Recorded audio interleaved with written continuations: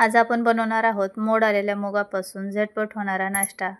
तर इथे आपण मोड आलेल्या मुगापासून इडली बनवून घेतली आहे। तर अतिशय पौष्टिक हेल्दी हा नाश्ता आहे। तुम्ही मुलांच्या टिफिनमध्ये देऊ शकतात किंवा घरी नाश्त्यासाठी सुद्धा बनवू शकतात।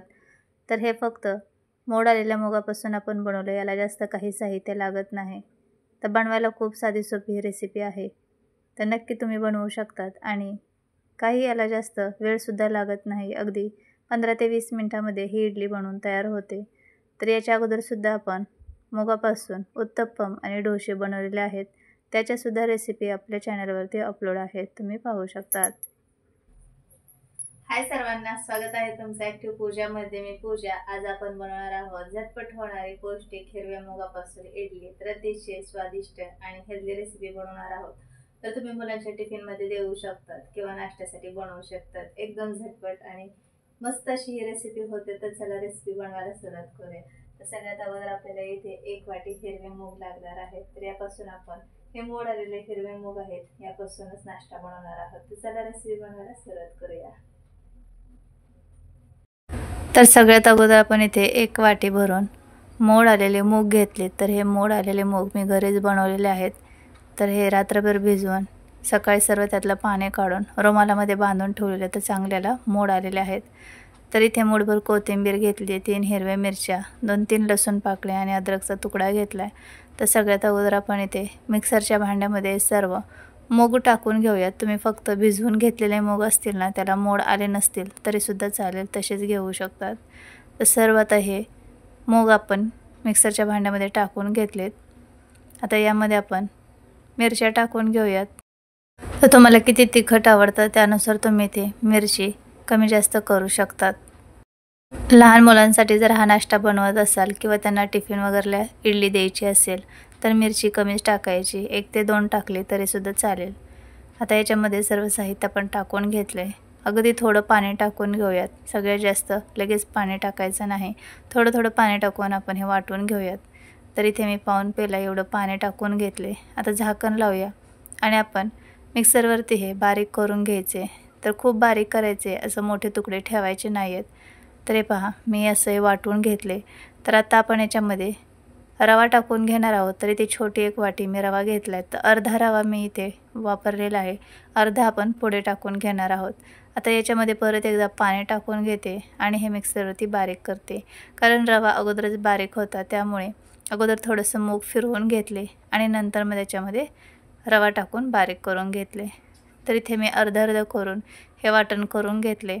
सर्व एकदम फिरत नव्हतं, त्यामुळे आता हे सर्व आपण परत एकदा असंच सेम वाटून घेऊयात। तर थोडंसं आणखीन पाणी मी राहिलेल्या मिश्रणामध्ये टाकून घेतले आणि ते सुद्धा सेम असंच वाटून घेतले। तुम्ही इथे जाड रवासुद्धा वापरू शकतात। मी इथे बारीक रवा घेतलेला आहे, त्यामुळे मी अगोदर थोडंसं फिरवून घेतलं आणि मग रवा टाकून घेतला।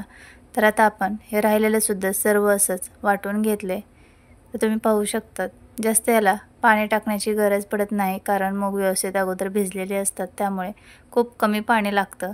लागलंच तर आपण नंतर टाकू शकतो, पण जास्त एकदम पाणी टाकलं तर परत रवा वाढवावा लागेल आणि परत ते मिश्रण कमी जास्त करत राहावं लागेल, त्यामुळे पाणी कमीच वापरा।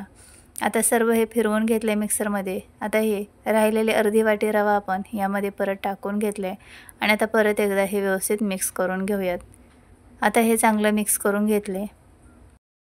तर आपण याच्यामध्ये अर्धी वाटी रवा टाकून घेतला, त्यामुळे रवा सर्व पाणी शोषून घेतो, त्यामुळे हे जरासं मिश्रण घट्ट वाटते। तर इथे मिक्सरच्या भांड्यामध्ये अगदी 1 ते 2 चमचे पाणी टाकून घेतले आणि ते विसळून याच्यामध्ये टाकून घेऊया आणि परत एकदा हे व्यवस्थित मिक्स करून घेऊयात। तर तुम्ही याची थिकनेस पाहू शकतात, खूप घट्टही नाही आहे किंवा खूप पातळही नाही आहे, मीडियम असं हे मिश्रण बनवून घेतले।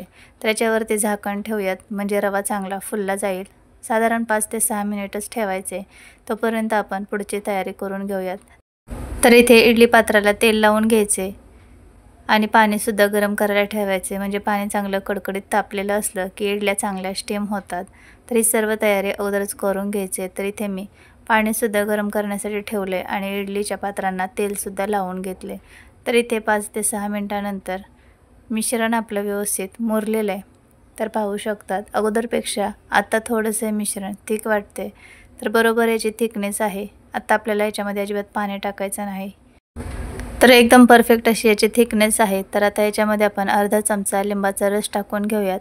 तर आपण जेव्हा मूग वाटून घेणार होतो तेव्हाच टाकायला हवा होता, पण राहून गेला। तर तुम्ही याच्याऐवजी ना दहीसुद्धा वापरू शकतात। लिंबाचा जर रस टाकायचा नसेल तर 2-3 चमचे दही टाका ज्यावेळेस मूग बारीक करणार त्यावेळेस। तर आता आपण याच्यामध्ये चवीनुसार मीठ टाकून घेऊयात आणि पाव चमचा इथे मी खाण्याचा सोडा टाकून घेते। तुम्ही इनो वापरला तरीसुद्धा चालेल। पाव चमचा खाण्याचा सोडा टाकूया आणि पटकन हे मिक्स करून घेऊयात। तर ही प्रोसेस पटकन करायची, कारण लगेच हे मिश्रण ॲक्टिवेट होतं आणि लगेच आपण आता इडली पात्रामध्ये हे मिश्रण भरून घेऊयात। तर इनो सोडा टाकलं की लगेच आपल्याला पुढची तयारी करता येते, त्यामुळे अगोदरच इडली पात्राला तेल लावून ठेवायचे। आता आपण याच्यामध्ये हे मिश्रण भरून घेऊयात आणि इडली स्टीम करण्यासाठी ठेवून देऊयात। तर एक पळी एवढं आपण इथे मिश्रण टाकून घेऊयात, खूप गच्च भरायचं नाही। तर सर्व इडली पात्रामध्ये आपण असंच हे मिश्रण भरून घेऊयात। तर अशा पद्धतीने तुम्ही मुलांच्या टिफिनमध्ये सुद्धा या इडल्या बनवून देऊ शकतात। लहान मुलं कडधान्य खायला नको म्हणतात त्यावेळेस तुम्ही असे पदार्थ बनवून देऊ शकतात। तर पाणी चांगलं गरम झालेलं आहे। आता आपण याच्यामध्ये इडली पात्र ठेवून घेऊयात आणि 10 ते 15 मिनिट स्टीम करून घेऊयात। मस्त अशा इडल्या आपल्या बनणार आहेत। तर गॅसची फ्लेम मिडियम ठेवायची आहे आणि फक्त 10 ते 15 मिनिट हे आपण शिजवून घेणार आहोत। मस्त अशा इडल्या बनल्या जातात। तर इथे 15 मिनिटानंतर इडल्या चांगल्या शिजवून घेतल्या आणि थंड झाल्यावर आपण काढून घेऊयात। हे पहा, ती व्यवस्थित इडल्या बनलेल्या आहेत, अजिबात ओलसर झालेल्या नाही आहेत किंवा तुटत नाही आहेत, एकदम परफेक्ट अशा बनलेल्या आहेत आणि इझी निघत आहेत, अजिबात इडली पात्राला चिकटलेल्या नाही आहेत। तर हे पहा, एकदम मस्त अशा जाळीदार या इडल्या बनलेल्या आहेत आणि ओलसर नाही आहेत अजिबात झालेल्या, व्यवस्थित या स्टीम झालेत। तर तुम्ही पाहिलंच आहे, काहीही याला जास्त साहित्य लागत नाही किंवा खूप वेळसुद्धा लागत नाही। 10 ते 15 मिनिटांमध्ये आपण या इडल्या बनवून घेतलेल्या आहेत। तर बाकीच्यासुद्धा सर्व इडल्या आपण अशाच काढून घेऊयात। एकदम परफेक्ट अशा इडल्या बनलेल्या आहेत। तुम्ही या इडल्या हिरव्या चटणीसोबत किंवा लाल कांदा आणि टोमॅटोची चटणी बनवतो त्यासोबत खाऊ शकतात, कशासोबतही खाऊ शकतात। लहान मुलांना सॉससोबत देऊ शकतात। अतिशय झटपट आणि मस्त अशा इडल्या बनलेल्या आहेत। तर बाकीच्यासुद्धा सर्व मी अशाच काढून घेते। तर हे पहा, आपल्या इडल्या इथे बनवून तयार आहेत। आहे की नाही भन्नाट एकदम रेसिपी। तुम्हाला इडली आवडत नसेल तर तुम्ही याची आप्पेसुद्धा बनवू शकतात किंवा डोसे बनवू शकतात, उत्तप्पा बनवू शकतात। बरेच असे वेगवेगळे पदार्थ आपण बनवून मुलांना खाऊ घालू शकतो। तर एकदम मस्त अशी ही रेसिपी तुमच्यासोबत शेअर केली आहे। कशी वाटली तुम्हाला ही रेसिपी कमेंटमध्ये सांगा आणि माझ्या रेसिपी पाहायला आवडत असतील तर चॅनलला सबस्क्राईब, लाईक, कमेंट, शेअर करा। तुमच्या फ्रेंड्ससोबत, नातेवाईकांसोबत सबस्क्राईब करणं आणि बेल आयकॉनवर क्लिक करणं हे अगदी फ्री आहे। त्यामुळे काय होईल की तुम्हाला प्रत्येक वेळेस व्हिडिओचं नोटिफिकेशन मिळेल आणि तुम्ही शॉर्ट तर आपण भेटूया पुढच्या अशा साध्या सोप्या भन्नाट घरगुती साहित्यात तयार होणाऱ्या रेसिपीमध्ये। तोपर्यंत चॅनलला सबस्क्राईब करून ठेवा। आपण भेटूया नेक्स्ट रेसिपीमध्ये। तोपर्यंत बाय बाय।